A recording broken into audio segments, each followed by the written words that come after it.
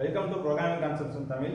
இது உங்க முகமது ரஃபீக். நம்ம லாஸ்ட் கிளாஸ்ல வந்து நம்ம இன்ட்ரோடக்ஷன் பத்தி பார்த்தோம். ப்ரோக்ராமிங் கான்செப்ட்ஸ்ல இருக்கக்கூடிய இன்னும் ஒரு கான்செப்ட்ஸா எல்லாம் டெப்தா வந்து நம்ம அப்கமிங் கிளாஸஸ்ல பார்க்க போறோம். இன்னைக்கு நம்ம பார்க்கக்கூடிய கான்செப்ட்ஸ் என்னன்னு பார்த்தீங்கன்னா class, object, encapsulation, abstraction, inheritance, polymorphism.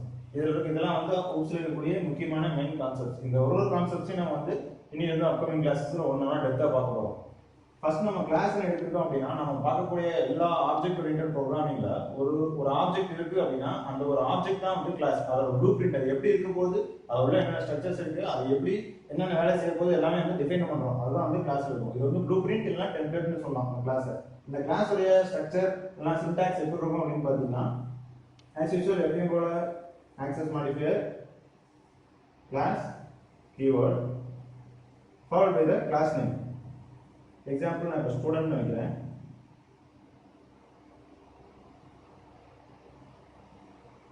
இந்த கிளாஸ்க்குள்ள அந்த ஸ்டூடெண்ட்டுக்கான பிஹேவியரிசம், அதாவது அந்த ஸ்டூடெண்ட் இருக்கக்கூடிய டேட்டா ஹோல்டர்ஸ் அது என்னென்ன அந்த ஸ்டூடெண்ட் இருக்கும், அந்த ஸ்டூடெண்ட்டுக்கு வந்து என்னென்னலாம் பண்ண போறோம் அப்படின்றது. அது வந்து டேட்டா மெம்பர்ஸ்,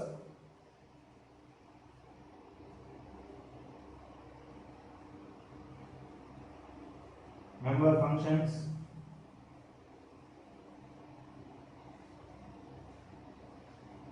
இல்லைனா மெத்தட்ஸ்னு சொல்லுவோம்.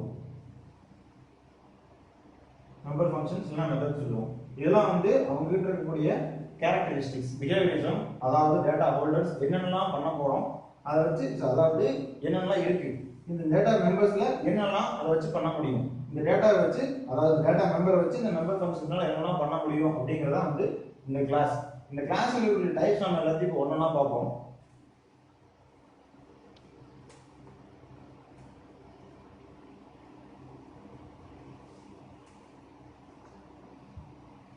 கிளாஸ்ல டைப்ஸ் பார்த்தீங்கன்னா ஃபர்ஸ்ட் வந்து எப்பயும் போல நம்மளுக்கு normal class, then static class, abstract class, sealed class,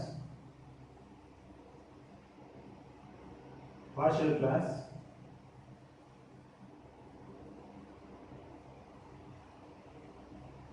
okay. நம்ம இந்த கிளாஸ்ல இருக்கக்கூடிய முக்கியமான டைப்ஸ் வந்து பார்த்துருக்கோம். நம்ம இப்போ ப்ரோக்ராமிங் கான்செப்ட் இந்த ஊப்ஸ் நான் பேசிக் எந்த லாங்குவேஜ் பேஸ் பண்ணி எடுக்க போறோம் அப்படின்னு பார்த்தீங்கன்னா எல்லாமே நம்ம C#.NET பேஸ் பண்ணி தான் பண்ண போறோம். ஸோ நம்ம C#.NETல இந்த பார்ஷியல் கிளாஸ் வந்து available.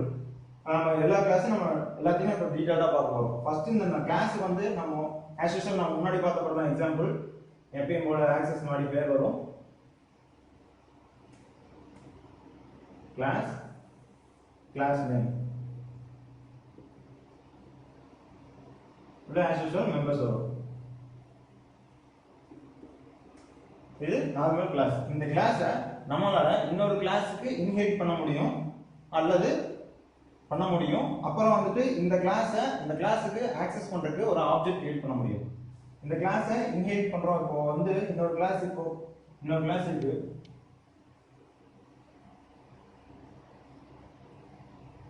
as usual class name,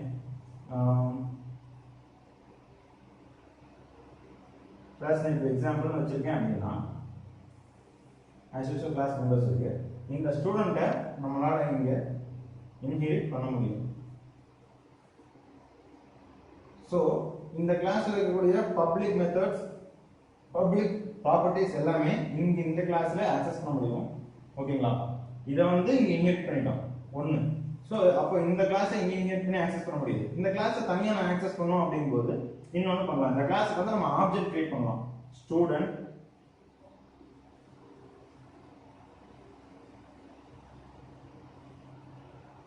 object name, இது class name followed by object name equal to new போடும்போது நம்மளுக்கு வந்து அந்த கிளாஸுக்கான மெமரி வந்து நம்ம சிஸ்டம்ல அதாவது ரேம்ல கிரியேட் ஆகும். அதை இது வந்து நம்ம இருக்கும்போது நார்மலா ஒரு பாடின்னு வச்சுக்கோங்களேன். இது நம்ம உயிர் கொடுக்குறோம் அப்படின்னா நம்ம சிஸ்டம்ல போய் ரேம்ல குறிப்பிட்ட மெமரி வந்து அதுக்கு அலோகேட் பண்ணி இங்க தான் நீ ஆக்சஸ் பண்ண போற. இதுதான் ஒரு இடம் சொல்றதா அந்த நியூ அந்த கிளாஸ் நேம்.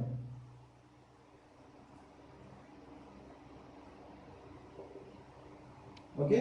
இந்த கிளாஸ் போடும்போது கடைசியில் இந்த மாதிரி பேரந்தசிஸ் போடணும். இது வந்து கன்ஸ்ட்ரக்டர் நம்ம இங்க போடுறதுக்காக சொல்லுவோம். இதெல்லாம் அப்கமிங் கிளாஸ்ல நம்ம தெளிவா பார்ப்போம். இந்த மெமரி அலோகேஷன், கார்பேஜ் கலெக்ஷன் எல்லாமே நம்ம தெளிவா பார்ப்போம். இப்போ நம்ம வந்து பேசிக்ஸ் ஃபுல்லா கவர் பண்ணி உங்களுக்கு எக்ஸ்பிளைன் பண்ணிடுவோம். ஸோ இந்த கிளாஸை ஆக்சஸ் பண்றதுக்கு ரெண்டு, ஒன்னு இன்னொரு கிளாஸ்ல இன்ஹெரிட் பண்ணிட்டோம், இன்னொன்னு அந்த கிளாஸுக்கு ஆப்ஜெக்ட் கிரியேட் பண்ணி அந்த ஆப்ஜெக்ட் டாட் வச்சு அந்த கிளாஸ்ல இருக்கக்கூடிய மெம்பர்ஸ் வந்து ஆக்சஸ் பண்ணிக்கலாம். ஓகே, நெக்ஸ்ட் நம்ம பார்க்க போறது ஸ்டாட்டிக் கிளாஸ்.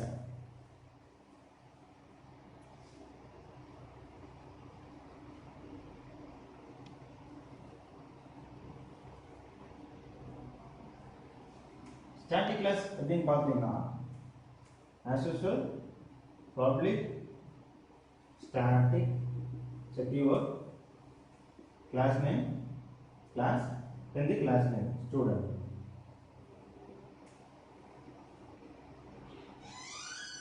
ஓகே, இது as usual அதே மாதிரி தான். உள்ள ஸ்டாட்டிக் கிளாஸ் போட்டோம் அப்படின்னா ஸ்டாட்டிக் கிளாஸ்க்குள்ள வரக்கூடிய எல்லா மெம்பர்ஸுமே கண்டிப்பா ஸ்டாட்டிக்கா தான் இருக்கணும். Static members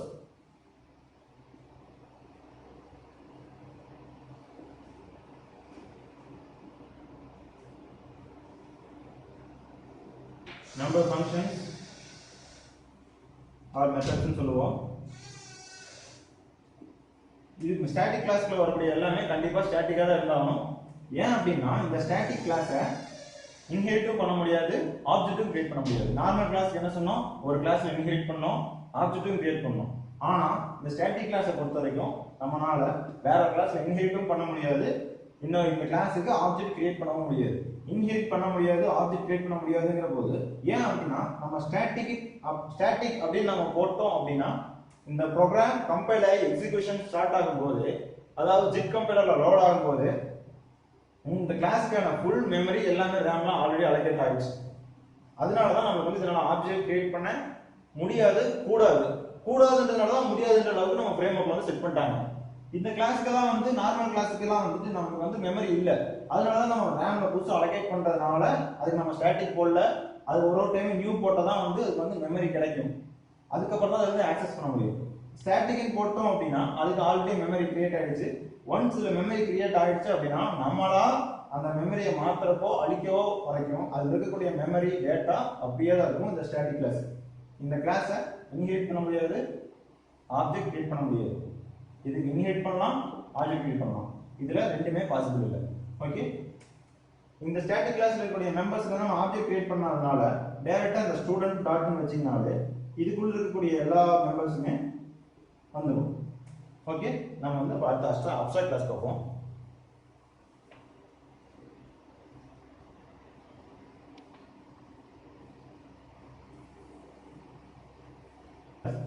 Abstract class as usual public abstract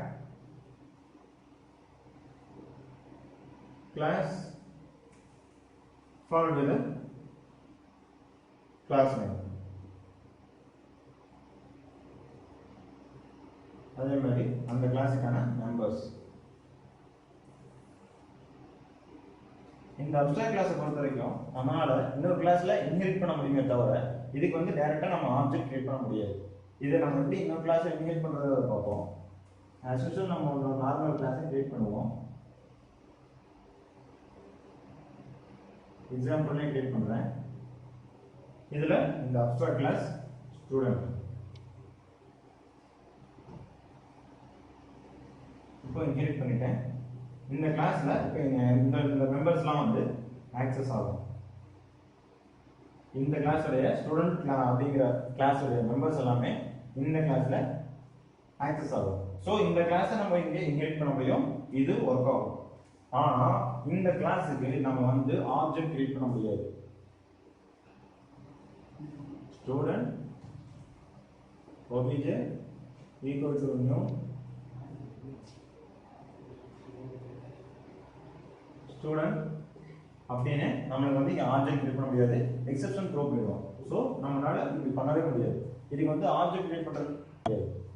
ஏன் அப்படின்னு பார்த்தீங்கன்னா இது வந்து அப்ஸ்ட்ராக்ட் கிளாஸ். இந்த அப்ஸ்ட்ராக்ட் கிளாஸ் எதுக்காக கொடுத்துருக்காங்க அப்படின்னா நான் வந்து சிஸ்டம் நான் வந்து எனக்கு அப்ஸ்ட்ராக்ட் கிளாஸ் நான் கொடுக்குற மெத்தட்ஸ் மட்டும் தான் எனக்கு புரியும். எனக்கு நீங்க வந்து ஒரு வேலையை சொல்லணும், நீங்க சொல்ற வேலையை நான் செய்யணும். ஆனா வந்து என்ன வேலை செய்யணும் அப்படிங்கிறது வந்து எனக்கு தெரியும். அந்த வேலையை செய்யும் போது உங்களுக்கு இந்தந்த வேலை தான் நடக்கணும் அப்படிங்கிறது உங்களுக்கு தெரியும். புரியுங்களா? இப்போ அதாவது எனக்கு ஒரு வேலை தெரியும். இந்த வேலை நான் வந்து செய்ய போறேன். இந்த வேலை செய்யும் போது உங்களோட வேலையும் நடக்கணும் அப்படிங்கும்போது நான் வந்து அப்ஸ்ட்ராக்ட் கிளாஸா கொடுத்துருவேன். ஸோ இந்த அப்ஸ்ட்ராக்ட் கிளாஸா கொடுக்கும்போது எனக்கு வந்து நானே இந்த வேலை மட்டும் தான் செய்ய போறேன். ஆனால் என்ன வேலை செய்ய போறேன்னு எனக்கு தெரியாது. இந்த வேலையோட பேர்கள் மட்டும் தான் எனக்கு தெரியும். ஆனால் உள்ள என்ன நடக்கணுன்றது எனக்கு தெரியாது. அதை நீங்க தான் சொல்லணும். ஸோ அதுக்கு ஆப்ஜெக்ட் கிரியேட் பண்றது வந்து வேஸ்ட். ஏன்னா உள்ள ஒன்றும் மேட்டரே இல்லை. என்ன பண்ண போறேன், அதாவது எதை பண்ண போறேன்ற பேர் மட்டும் தான் எனக்கு தெரியும் போது என்ன பண்ண போறேங்கிற மேட்டர் வந்து நீங்க இந்த கிளாஸை டிஃபைன் பண்ணக்கூடிய யூசர் உங்களுக்கு தான் தெரியும்.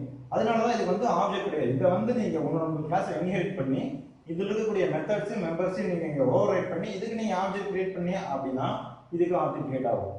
டைரக்ட் ஆப்ஜெக்ட் நம்மளால பண்ணவே முடியாது. ஓகே, அப்ஸ்ட்ராக்ட் கிளாஸ்ல இன்ஹெரிட் மட்டும் தான் பண்ண முடியும். இனிஷியலைஸ் அதாவது ஆப்ஜெக்ட் கிரியேட் பண்ண முடியாது. Okay,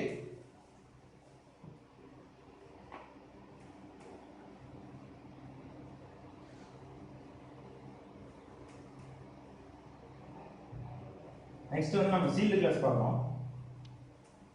as usual sealed is a keyword class student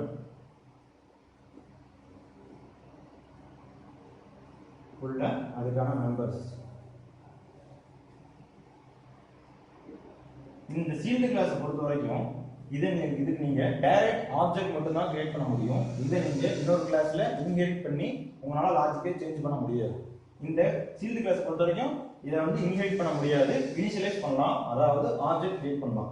இந்த சீல்டு கிளாஸை நம்ம எப்படி இன்ஹெரிட் பண்ண முடியாது ஏன் அப்படின்னு சொல்றோம்னா, இது வந்து என்னுடைய ஃபுல் லாஜிக், இது என்னோட கோர் கிளாஸ். என்னுடைய கோர் கிளாஸை நீங்க இன்ஹெரிட் பண்ணி அதில் இருக்கக்கூடிய கோர் லாஜிக்லாம் நீங்க மாத்திரக்கூடாது அப்படின்றதுனால தான் இதை வந்து நான் சீல் பண்ணிட்டேன். என்னோட லாஜிக்ஸ் எல்லாம் எழுதி என்னோட லாஜிக்கை நீங்க யூஸ் பண்ணலாம், ஆனா என்னோட லாஜிக்கை நீங்க மாற்ற முடியாது. இதை வந்து நீங்க இன்ஹெரிட் பண்ணீங்க அப்படின்னா அங்க எக்ஸெப்ஷன் போட்டுருவோம். இதுக்கு நீங்க ஆப்ஜெக்ட் கிரியேட் பண்ணி அந்த ஆப்ஜெக்ட் மூலமா உள்ள இருக்கக்கூடிய மெம்பர்ஸ்லாம் நீங்க ஆக்சஸ் பண்ணிக்கலாம். So sealed class is my class. என்னோட கிளாஸை வந்து நீங்க வந்து யூஸ் பண்ணலாம், உள்ள இருக்க லாஜிக்கை நீங்க மாற்ற முடியாது. ஓகே, இதான் சீல்டு கிளாஸ். சீல்டு கிளாஸ்ல இனிஷியலைஸ் பண்ணலாம், இன்ஹெரிட் பண்ண முடியாது. Okay,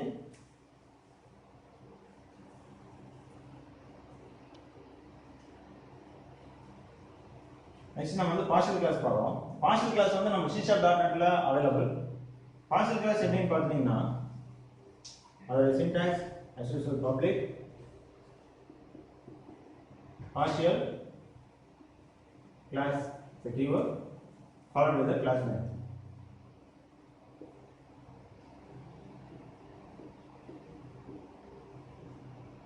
Class numbers. இப்போ இந்த கிளாஸ் பார்ஷியல் கிளாஸா ஏன் கொடுத்தாங்க அப்படின்னா, இப்போ நான் வந்து ஒரு பெரிய லாஜிக்லயோ ஒரு கான்செப்ட்ல ஒர்க் பண்ணிட்டு இருக்கேன் அப்படின்னா ஒரு சிங்கிள் கான்செப்ட்ல மல்டிபிள் லாஜிக்ஸ் வந்து வரும். மல்டிபிள் லாஜிக்ஸ் வரும்போது நான் வந்து ஒரு கிளாஸை வச்சு நிறைய உள்ள எழுதணும் அப்படின்னு நினைச்சா வந்து ஒரு ரிசோர்ஸ், அதாவது நான் ஒரு ப்ரோக்ராமர் தான் ஒர்க் பண்றேன் அப்படின்னா ஓகே, நிறைய ப்ரோக்ராமர்ஸ் இருக்காங்க, உள்ள வந்து லாஜிக்ஸ் நிறைய வருது, செட் ஆஃப் லாஜிக் சேர்ந்தது அப்படின்னா ஒரு கிளாஸா இருக்கும். அதான் வந்து பார்ஷியல் கிளாஸ். அதுக்காக தான் நம்ம வந்து பார்ஷியல் கிளாஸ் யூஸ் பண்றோம். மற்ற கிளாஸ்ல எல்லாம் பாத்தீங்கன்னா ஒரு நேம் கேஸ்க்குள்ள ஒரு கிளாஸ் நேம்ல உங்களால ஒரு கிளாஸ் தவிர வேற மற்ற கிளாஸஸ் கிரியேட் பண்ணவே முடியாது. அதாவது class name should have a unique name. எல்லா கிளாஸ்க்கும் ஒரு யூனிக் நேம் இருக்கணும் ஒரு நேம் ஸ்பேஸ்க்குள்ள. ஆனா ஒரே நேம் ஸ்பேஸ்க்குள்ள எனக்கு சேம் கிளாஸ் நேம்ல மல்டிபிள் கிளாஸஸ் எனக்கு வேணும் அப்படின்னா நான் கண்டிப்பா பார்ஷியல் கீவேர்ட் போட்டு தான் ஆகணும். இப்படி பார்ஷியல் கீவேர்ட் போட்டேன் அப்படின்னா இப்போ நான் அதே மாதிரி பப்ளிக்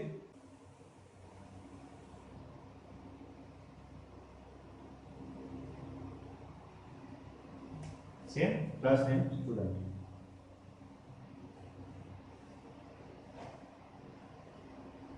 இங்க டிஃபரண்ட் மெம்பர்ஸ். நம்ம இந்த கிளாஸ்க்கு தேவையான அதாவது சேம் கிளாஸ் நேம்ல வெவ்வேறு லாஜிக், இந்த லாஜிக் தேவையான டேட்டாஸ் மெம்பர்ஸ் ஃபங்க்ஷன்ஸ்லாம் இங்க எழுதிக்கிறோம். அதே கிளாஸ்ல வேற லாஜிக்கு தேவையான டேட்டாஸ் மெம்பர்ஸ் ஃபங்க்ஷன்ஸ்லாம் இங்க எழுதிக்கிறோம்.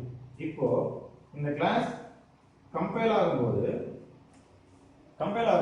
இந்த கிளாஸ் வந்து கம்பைலர்ல சிங்கிள் கிளாஸா எல்லாம் மெர்ஜ் ஆகி தான் நமக்கு வந்து ரன் ஆகும். ஸோ இந்த கிளாஸ்க்கு நீங்க இந்த கிளாஸ்ல வேற ஒரு கிளாஸ்ல நீங்க ஆஸ் யூசுவல் இன்ஹெரிட் பண்ணலாம். இன்ஹெரிட் பண்ண வேற ஒரு கிளாஸ்ல இப்போ எக்ஸாம்பிள் நான் அதே மாதிரி எக்ஸாம்பிள் கிளாஸ் போவேன்.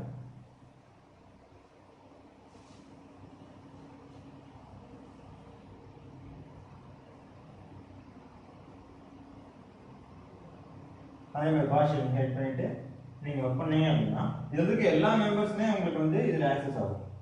ஓகே, இந்த மாதிரி பண்ண முடியும். அதாவது partial கிளாஸ்க்கு மல்டிபிள் டைம்ஸ்ல சேம் கிளாஸ் நேம்ல கிளாஸ் கிரியேட் பண்ணிக்கலாம் within the namespace. தென் இந்த கிளாஸை இன்ஹெரிட் பண்ணலாம். சேம் இதே கிளாஸுக்கு நம்ம ஆப்ஜெக்ட் கிரியேட் பண்ண முடியும். Student obj equal to new student அப்படி போட்டேன் அப்படின்னா இந்த obj டாட் நான் வச்சேன் அப்படின்னா இந்த ரெண்டு கிளாஸ் இருக்கக்கூடிய மெம்பர்ஸை என்னால அட் அ ஸ்டெச்ல சிங்கிள் ஆப்ஜெக்ட்ல ஆக்சஸ் பண்ண முடியும். ஸோ என்ன நடக்குதுன்னா ரெண்டு கிளாஸுமே சிங்கிள் கிளாஸா மெர்ஜ் ஆகி ஒரே ஆப்ஜெக்டா நம்மளுக்கு வந்து கம்பைல் டைம்ல ஒர்க் ஆகும். ஸோ பார்ஷியல் கிளாஸ் வந்து நம்ம மல்டிபிள் டைம்ஸ் கிரியேட் பண்ணிக்கலாம் with same name with in the name space. Okay, இந்த வீடியோ பிடிச்சிருந்துச்சுன்னா லைக் பண்ணுங்க, மறக்காம கமெண்ட் பண்ணுங்க. உங்களுக்கு இந்த வீடியோ சம்மந்தப்பட்ட எல்லா கருத்துக்களும் உங்களுக்கு வந்து இமெயில் அப்டேட் வேணும்னா மறக்காம சப்ஸ்கிரைப் பண்ணுங்க. Thank you guys.